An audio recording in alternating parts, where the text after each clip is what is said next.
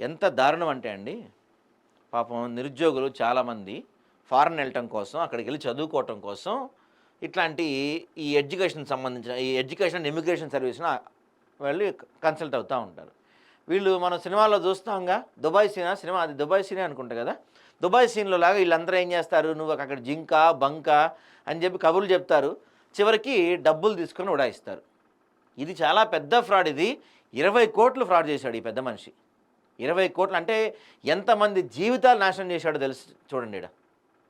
Global pathway దీని పేరు. ఎవరన్నా కొత్తగా దీంట్లో మళ్ళీ డబ్బులు కట్టేవాళ్ళు ఎవరన్నా ఉంటే చూసుకోండి. ఇదంతా పెద్ద మోసం, ఈడు పెద్ద దొంగీడు. 20,00,00,000 టోపీ పెట్టాడు ఈడు మొత్తం. ఎంచక్కా ముంబై చెక్కేశాడు. వీసాల పేరిట తమిళవాసి భారీ మోసం. 20,00,00,000తో ఏజెంట్ డానియల్ విక్టర్ పరార్. అతనికి ఒక ప్రభుత్వ ఉద్యోగ ఫణీంద్ర సహకారం. అతని సహకారంతోనే కోట్లు కొల్లగొట్టిన చీటర్ ప్రభుత్వ ఉద్యోగ నివాస గృహాలు ఒకచోటే. వ్యవహారం బట్టబయలు కావడంతో డానియల్ మకాం మార్పు. గతంలో బాధితులకు అండగా ఉంటానని హామీ ఇచ్చిన ప్రభుత్వ ఉద్యోగి ఫణీంద్ర.